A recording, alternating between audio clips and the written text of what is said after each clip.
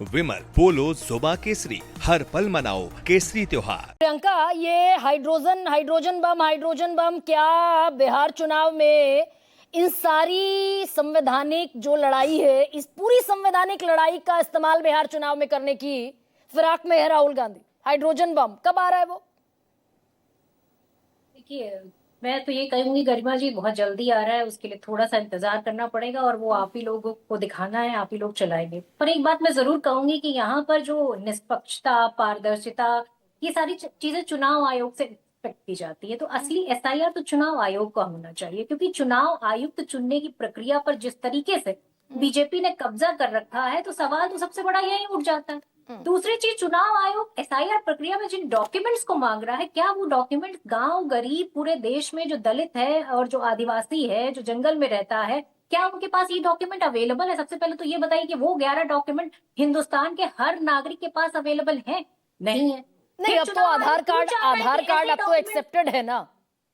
अरे मैडम, आधार कार्ड अभी इन्होंने किस केस में एक्सेप्ट किया है? अग्रीड के लिए तो एक्सेप्टेड है ना। अरे भाई, तो आप ये बताइए, जब आप ये बताइए, हमारे लिए, हमारे देश में कितने लोग शिक्षित हैं? आप बताइए, कोई भी फॉर्म डाउनलोड करके उसको भर के सारी प्रक्रिया तो खुद ही करनी है ना। इसी वजह से तो कितने लोग तो उस प्रक्रिया को प्रोसेस ही नहीं कर पाएंगे, जो दूर दराज के गाँव में रहते हैं, जो आदिवासी हैं।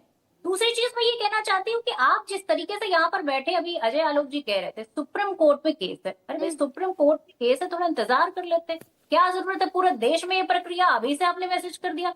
कहीं ये चिंता के बादल तो नहीं है? जिस तरीके से अभी आपको जो जापान के जो पीएम है, उन्होंने अभी भी रिजिग्नेशन दे दिया 15% टैरिफ को लेकर। हमारे यहाँ तो 50% लगा हुआ है, उस पर भी लोग ये इनका सम्मान करते फिर रहे हैं।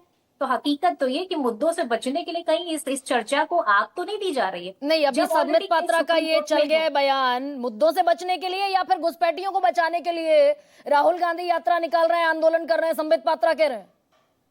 अरे भाई, घुसपैठिए घुसे क्यों? घुसपैठिए घुसने की भी जिम्मेदारी तो इन्हीं की है। यही तो कहते रहते हैं कि कोई घुसा नहीं। अरे भाई, आपकी सरकार, आपकी स्टेट में सरकार, आपकी राज्य में, आपकी केंद्र में सरकार, भाई 11 साल से आप बैठे हैं, घुसपैठिए काहे नहीं निकाल पाए आप अभी तक?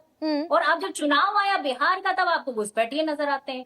फिर देखिए कहाँ कहाँ क्या क्या नजर आता है। अरे बात तो यहाँ सबसे बड़ी ये होनी चाहिए कि आज जिस तरीके से ट्रम्प का टैरिफ लगा हुआ है, उससे इस देश के व्यापार को, इस देश की इंडस्ट्री को, इस देश के रोजगार को कितना बड़ा धक्का पहुंचा है। आपने जीएसटी से लगातार इस देश के गांव गरीब किसान मजदूर सबको लूटा है। लूट लूट कर, खून चूस चूस कर आपने उस पैसे का किया क्या है भाई? नहीं प्रियंका, एक सेकंड डेविएट हो जाएंगे। हम दरअसल चुनाव आयोग पर बात कर रहे हैं ना। अगर विश्वसनीयता का इतना संकट है, अगर चुनाव आयोग को राहुल गांधी विश्वसनीय नहीं मानते, तो जो उनका कैंडिडेचर है, ये गौरव भाटिया कह रहे हैं, जो उनका कैंडिडेचर है वो भी इस्तीफा दे दें, प्रियंका गांधी भी इस्तीफा दे दें, सबको इस्तीफा दे देना चाहिए। तो यहाँ अजय आलोक जी कह रहे हैं कि उनको खुद ही नहीं पता है, तो ये तो बताए ना, ये चुनाव आयोग बताए कि कौन कौन से चुनाव जो है फर्जी वोटिंग पे हुए, जिसका जिसका इस्तीफा ले। प्रधानमंत्री का सबसे पहले इस्तीफा हो जाना चाहिए। अरे भाई, आप बताइए ना, 24 के चुनाव में जो परसेंटेज ऑफ वोट था वो 11 दिन तक बताया गया। 11 दिन तक। इससे पहले इतिहास में कभी हुआ है कि 11 दिन तक सिर्फ वोटिंग परसेंटेज बताया जाता रहता? जब हमने महाराष्ट्र के चुनाव पर उंगलियां उठाई, तो क्यों नहीं प्रेस कॉन्फ्रेंस करके इसी तरीके से जवाब दिया गया? जवाब नहीं दिया जाता। नहीं, उस वक्त तक तो कांग्रेस के कार्यकर्ता झूम रहे थे, नाच रहे थे कि भाई 99 सीटें आ गई 52 से। भारत जोड़ो यात्रा के कसीदे पढ़ रहे थे। गरिमा जी, अब कांग्रेस के कार्यकर्ता का क्या दोष? जो जीतेगा वो खुशी मनाएगा ही। लेकिन सवाल तो ये है कि ये चुनाव की जो प्रक्रिया है, ये कितनी पारदर्शी?